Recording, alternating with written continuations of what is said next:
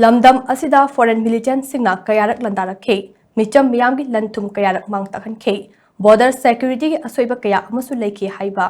Urkhul District Working Journalist Association UDWJA na chathakhiba independent fact finding mission amana khangba ngamle haire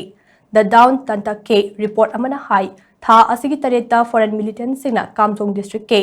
namli wangli amade jet choro khulda Landarakhiba aduge thangnaba numit May Nipanda UDJWA ge journalist team ama Khul Singh aduda chatuna hakthengna ningsin ke mafam aduda independent investigation ama chathaduna first hand testimony kaya document tawkhe amade amak ata thoklamliba sing adu yingsin ke madugi mathakta mafam adugi khunja singna tawrakpa claim sing adusu verify tawkhe adubu foreign militant singna India gi territory lansilaktuna hingsa gi thawong sing adu chatharambani haina khunja singna amato oina phungdorakhe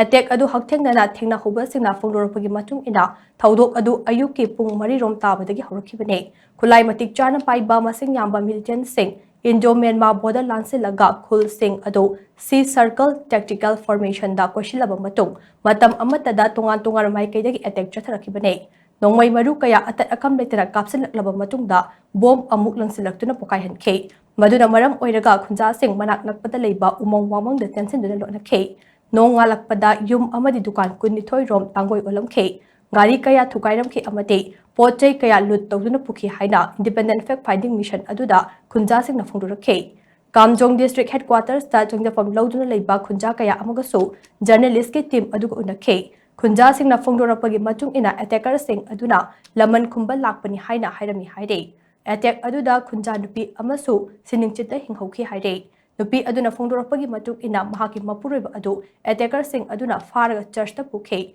mafam aduda lai khurumnaba khanghanbaga loinana leikhidaba kayagi photo sing pothoraklaga makhoigi damak laman khumba lakpani haina phongdorakhe attacker sing aduna phongna makhoi KNAB gi member sing ni haina masak takchabata natada KNAB gi insignia yauba uniform salakhi amade afaba makhal ge kuchukulai kaya amasu pairaki haire Interpreter amana Manipuri da wahang hangbada mahakna makhatana hai mahak yamna chamna kihom gi fam ama tawduna hingnaba hotna jabani haina khumlakhe mahake mayum adu mahake mitmang magtada attacker singna mai thadok pikhe maduda mahake bible amade firol kharadamak kanbang amokhe ataidi tangoi onki haire madugi matungda atopa mafam amada nongoi kapagi makol tarakpadake attacker sing aduge wakhal thadok ningai da mahakna mahake mapuroiba aduga loinana nathoktuna chalakhibani haire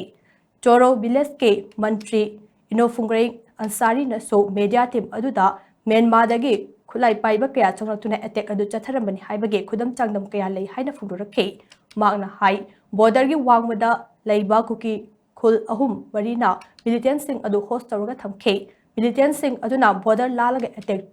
chathanabagi da mak formation ningthina semduna changsilakhibane Makoina manaba matam amada phunda nongmai amade bom kaya kapsilakhi amade yum kun hena mai thadorumki haire namdi khulgi khunja singna phungdorakpagi matung ina attacker sing adu KNAB gi kadar sing ni haibase kakningai yaudu wafamni haire makoina hai kadar sing adu southern Myanmar romdagi changraklaga attack adu chatharakhibani haire Thaudok aduda gypsy gari ahum sis tawkhe dukan singdagi thaw namduna lawkhe laptop, mobile phone, power bank, sana lupa, electronic item amade sel na chingba polam kaya lutawkhe Canvo bike humsu Myanmar rom da pusinki haire khunja singna uhobada huranduna pukhiba gari sing adu Myanmar tamda pusinki haina su bhangna makha thakhe Thaudok aduda Mahindra jeep ama GI pickup gari ama alto car ama amade swift car ama amang ata thogal lambaga loinana atopa alto car ama su mai thadolomki haire nongmai kaptuna ot naibagi fibam aduda Manak nakpada leiba security personnel singdagi response amata lakhidaba adu ngakningai oi haina so report asina makha tare